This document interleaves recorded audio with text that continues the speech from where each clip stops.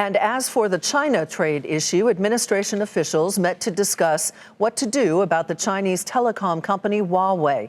As part of the détente, the U.S. relaxed restrictions against the company, but it isn't exactly clear what that means.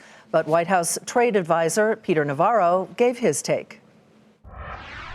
We're going to work closely with our allies around the world to make sure Huawei 5G is not in those countries. But in the meantime, a small amount of low-level chips are going to be sold to keep systems going, and that's not a bad thing when it gets us back to the bargaining table with China, and with China committing to immediate and significant purchases of agricultural goods. And let's see if they deliver on that. Navarro did say trade talks were moving in the right direction. Eunice Yoon takes a look at what's next. The expectation is that over the course of the week, the Trump administration will clarify what can be sold and not sold to Chinese tech giant Huawei. The uncertainty has become a dark cloud over the trade talks. President Trump says the two sides have restarted negotiations, but the Huawei issue will likely complicate them, since the Chinese now expect restrictions on Huawei to be lifted as part of a deal.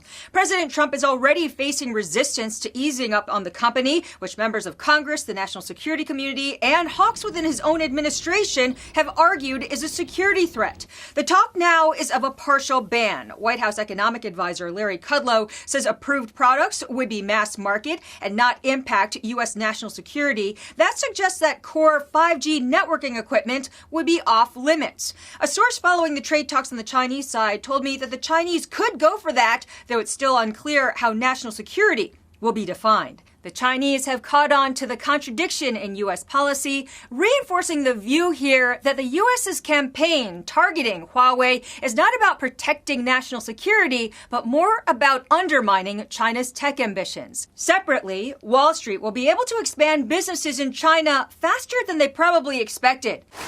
Premier Li Keqiang said today that China would move up the timeline that would allow foreign financial firms to wholly own an entity here by 2020. Up till now, firms have been applying for 51% ownership with an eye on full ownership by 2021. Companies that are in the process or have gotten approvals recently are JP Morgan, Morgan Stanley, and UBS. In theory, as of next year, certain fund management companies like Fidelity, Vanguard, BlackRock, and Invesco can also sell products to retail investors. Premier Li didn't reference the trade deal, but the move was seen as a message to the U.S. and beyond that China is serious about accelerating its economic reforms. People in the financial industry here tell me that the move is significant, but that the reality of getting things done in China, like licensing, means that the process of expanding will be slow. For Nightly Business Report, I'm Eunice Yoon in Beijing.